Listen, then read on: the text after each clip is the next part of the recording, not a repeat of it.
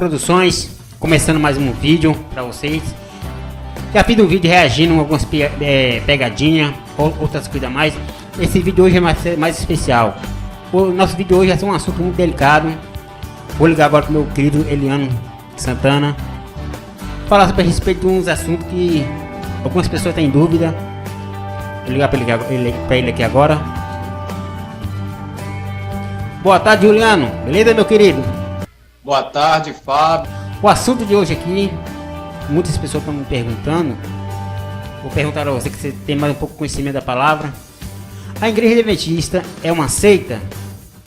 Tem como você responder essa humilde pergunta? Fábio, meu amigo, meu irmão.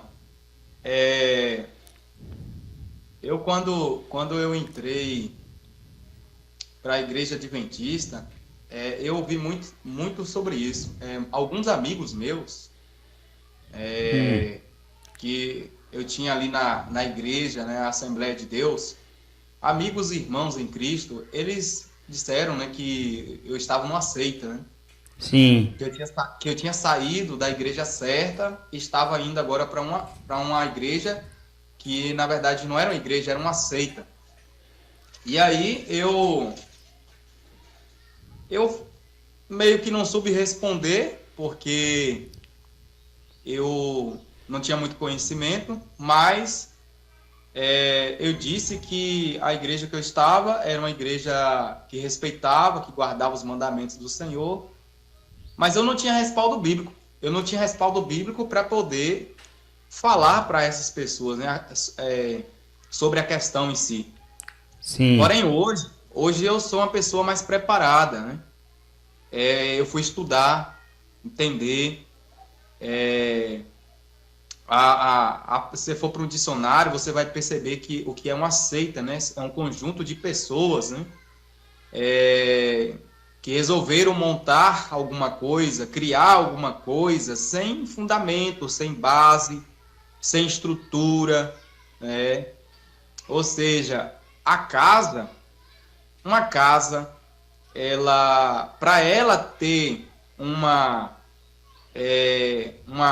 na verdade, um alicerce, para ela poder ser firme, para ela estar firmada, Sim. ela precisa ter um alicerce, ela precisa ter uma base, né? E assim é o cristianismo, assim é a igreja. A igreja, ela precisa ter uma base, ela precisa ter um alicerce. O que a igreja crê? Quais são os fundamentos? Quais são as verdades, né? Ali, o que faz essa igreja funcionar, né? Ou seja, qualquer outra instituição. Então, ou seja, fazendo uma breve pesquisa, a gente chega a isso, né? Ou seja, uma seita, ela não tem base, não tem fundamento, ela não tem em que se apegar, na verdade. Ela não é fundamentada realmente em algo, ela não tem raiz, por assim dizer. Porém, eu não vou entrar nesse aspecto aí, eu vou entrar na Bíblia. Nós vamos aqui em Atos. Você, meu amigo telespectador que está nos assistindo, eu quero convidar você a abrir aí a palavra de Deus em Atos, no capítulo 24 de Atos. E o versículo é o 14. Estou aqui abrindo a palavra de Deus, no capítulo 24 de Atos, o versículo 14. A gente vai ver aqui algo interessante, né? A sua igreja, a sua denominação, né, ela é uma seita? Muitas pessoas acusam os adventistas do sétimo dia de estar em uma seita. Ou seja, dizem que essa igreja é uma seita. Porém, aqui na Bíblia, há uma pessoa que também foi acusado de estar vivendo uma seita, de estar pregando conhecimentos de uma seita. Porém, vamos ver se esse homem ele realmente fazia parte de uma seita ou se ele era uma pessoa verdadeira que pregava somente a verdade. Atos capítulo 24, verso 14, diz assim, ó: Porém, confesso-te que, segundo o caminho a que chamo seita, assim, eu sirvo ao Deus de nossos pais, acreditando em todas as coisas que estejam de acordo com a lei e nos escritos dos profetas. Versículo 15: tendo esperança em Deus, como também estes a têm, de que haverá ressurreição, tanto de justos como de injustos. Quem é que está falando aqui? Atos 24, verso 14 e 15. Aqui quem descreve é Lucas que escreveu o livro de Atos, sim, o discípulo, o médico Lucas. Ele escreveu o livro de Atos e ele relata parte do acontecimento da vida do servo de Deus, do servo de Cristo, que é Paulo. Paulo, ele está aqui perante um governador, e o nome desse governador é Félix. Aonde que Paulo estava? Em Cesareia.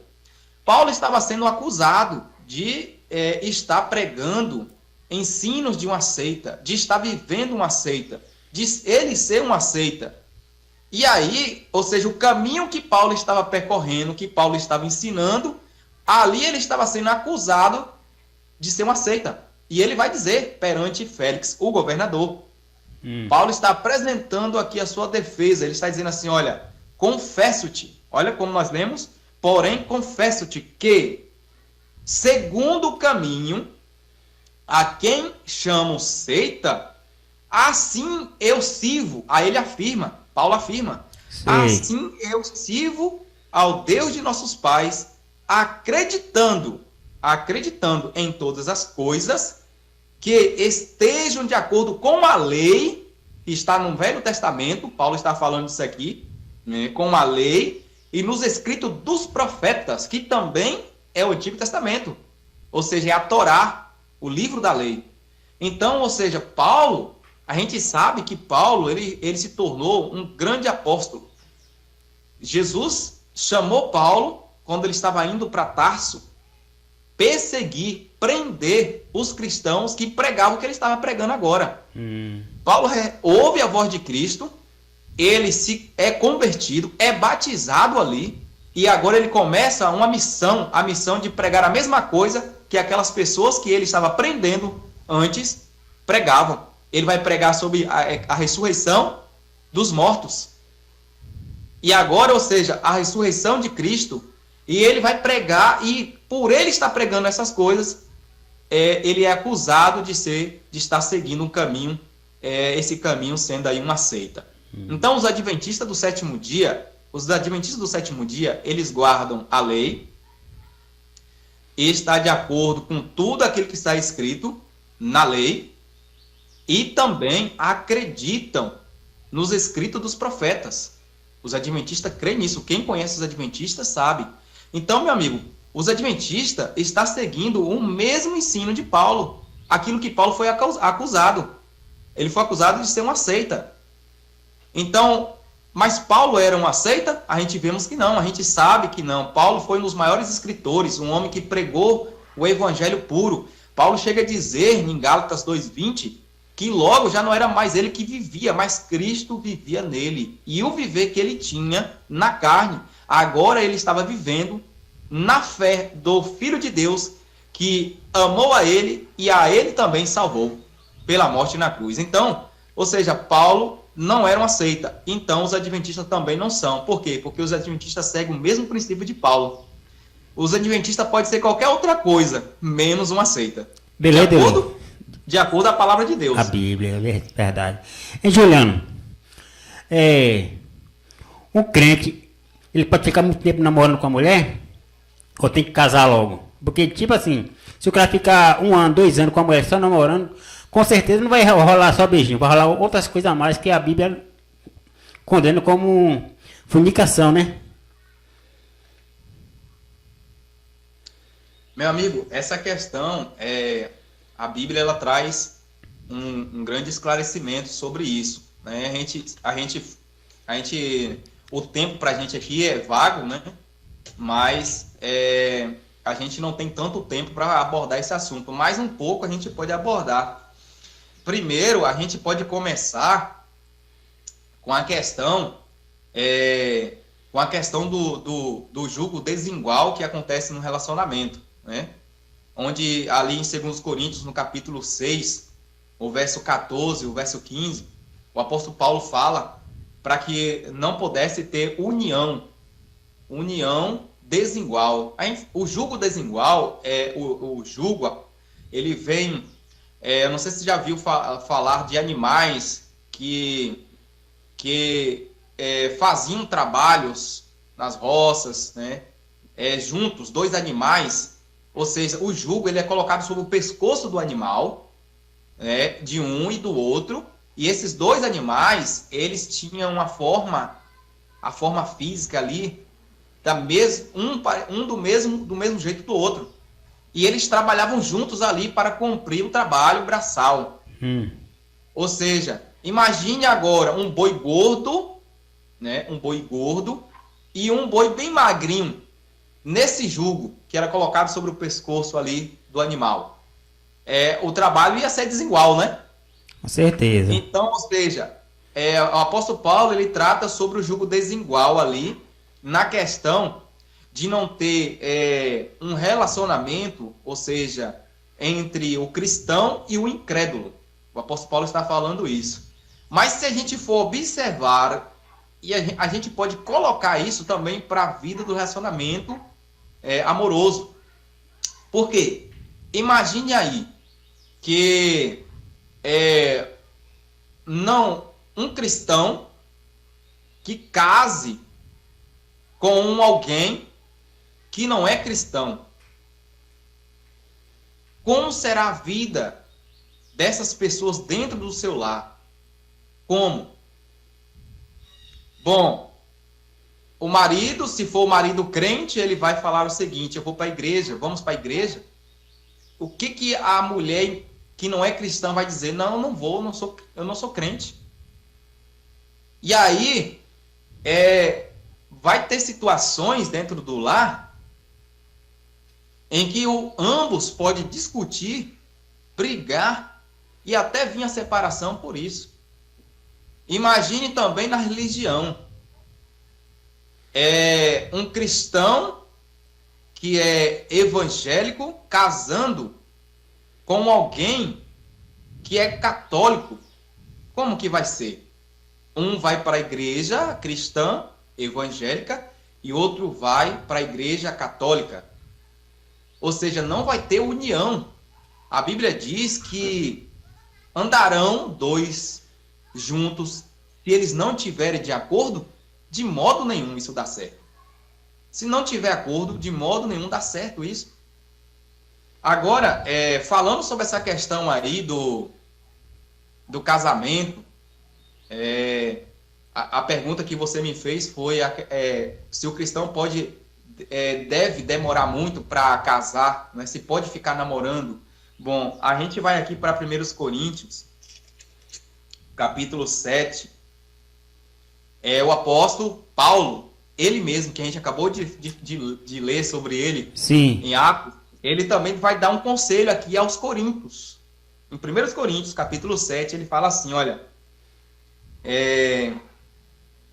no verso 1, quanto ao que me escrevestes, é bom que o homem não toque em mulher. Mas por causa da impureza, cada um tem a sua própria esposa e cada um o seu próprio marido. Ou seja, o versículo aí está dizendo, se a gente for perceber, no verso 1 a gente lemos, que o apóstolo Paulo ele fala que era bom se o homem não tocasse em mulher. Aí é uma questão que Jesus também tratou sobre isso, né? Que os homens podem ser eunucos, ou seja, estar aptos somente para servir ao Senhor. Porque quando o homem ele se ajunta a uma mulher, ele tem a atenção dobrada. É a atenção para Deus e a atenção para a esposa. Então é meio a meio.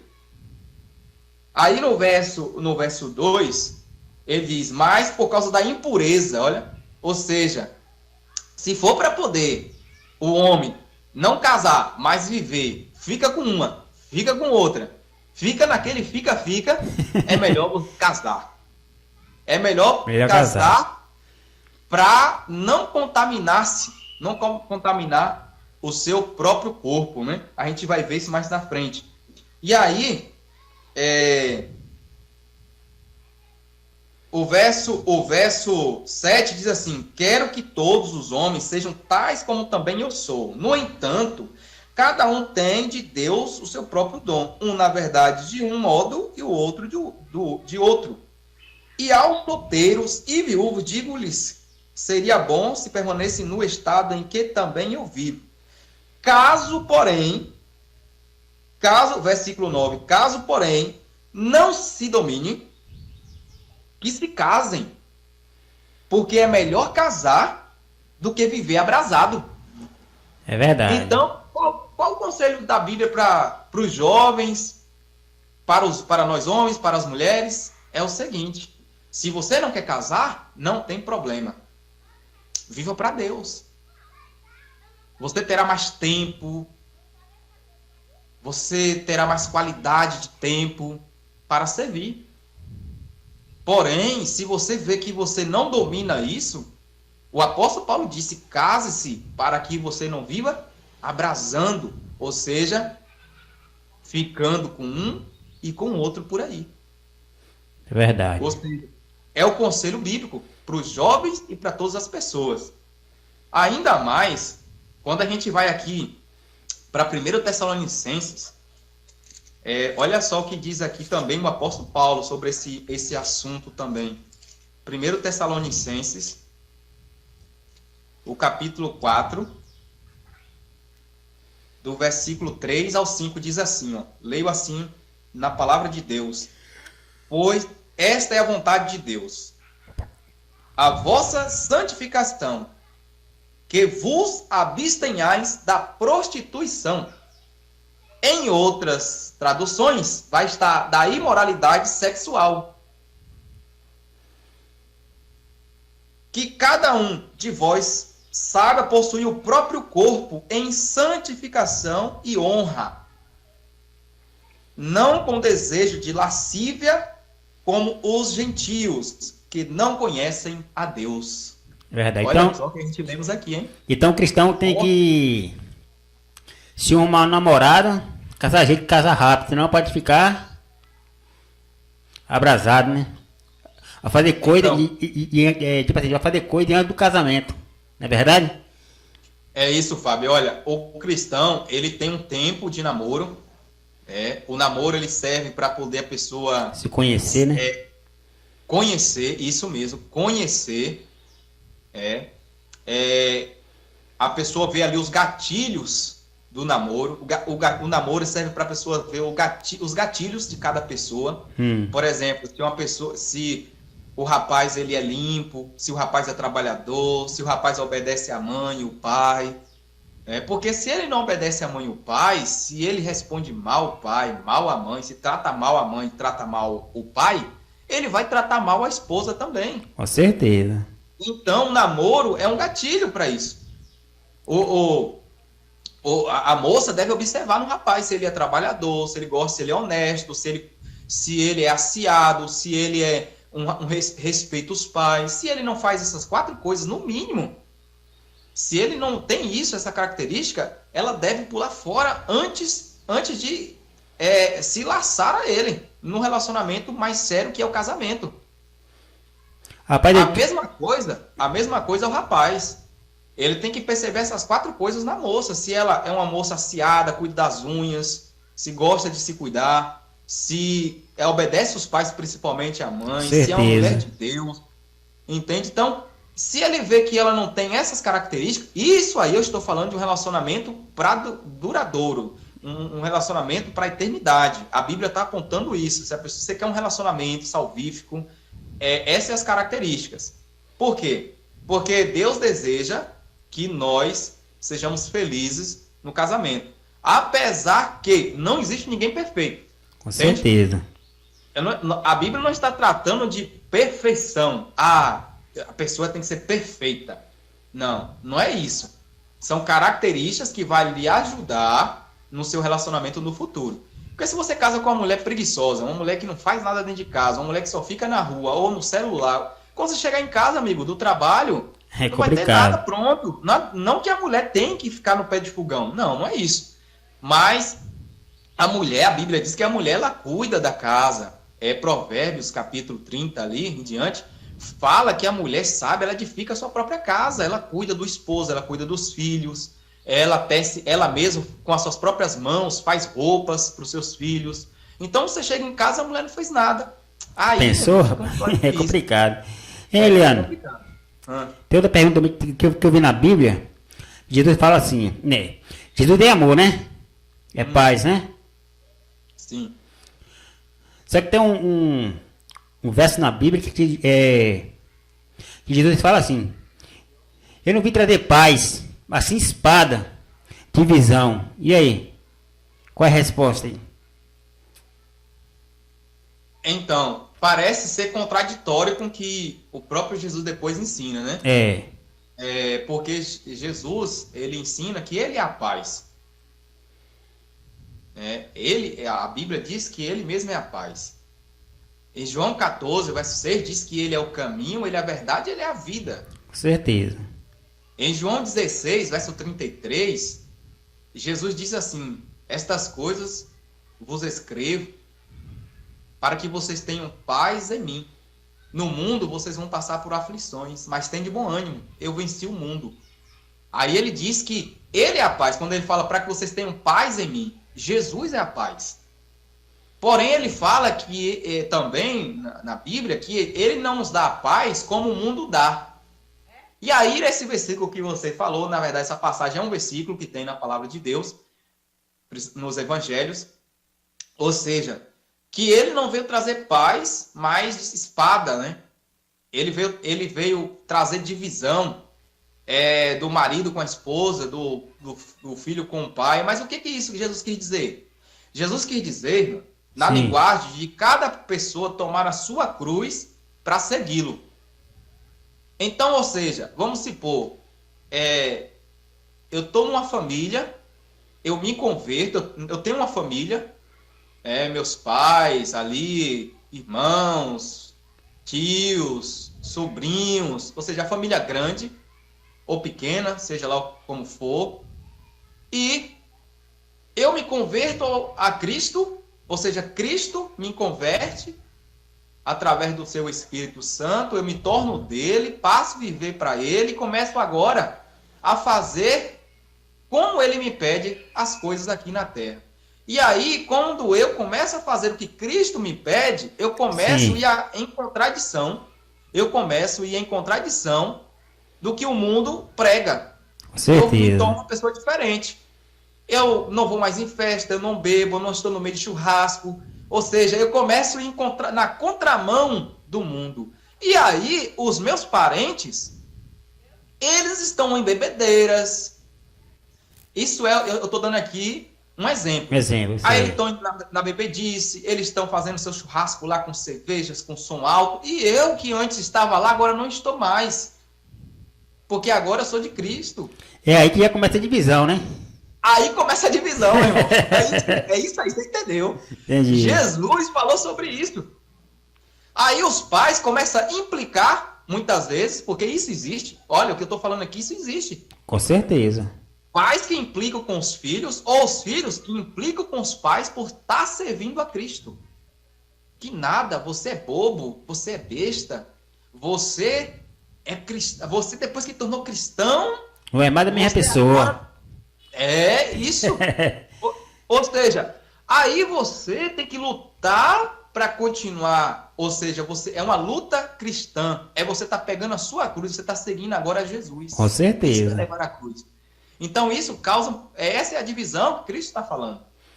Eliano, porque Jesus mesmo fala: aquele que ama seu pai mais do que a mim, não é digno dele.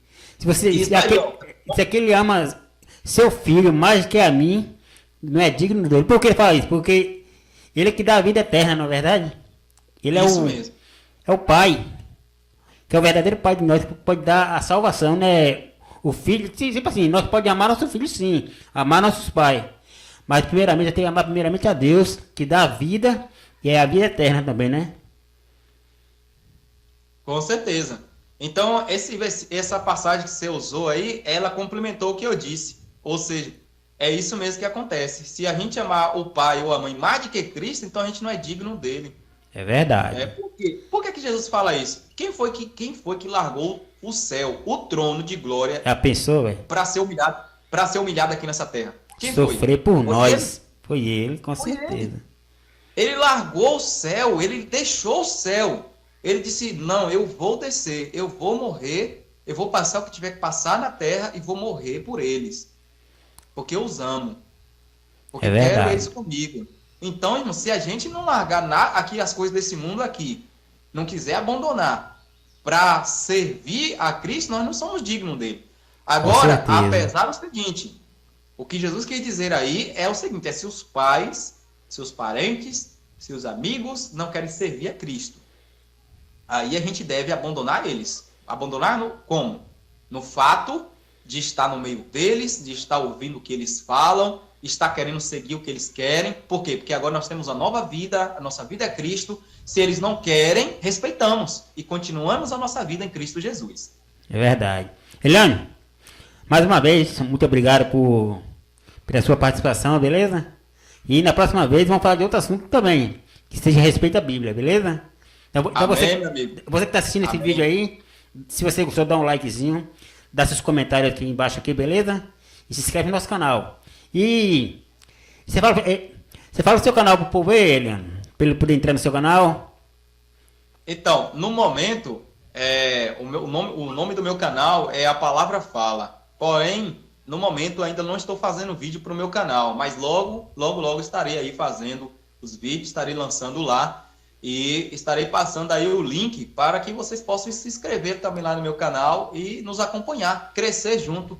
Beleza. E aqui eu quero agradecer a você, Fábio, né? Agradeço novamente, primeiramente a Deus, hein? pela oportunidade, né, dele me ajudar a abrir a sua palavra, me auxiliar, abrir a sua palavra e a gente ter ali um crescimento, um aprendizado na palavra dele.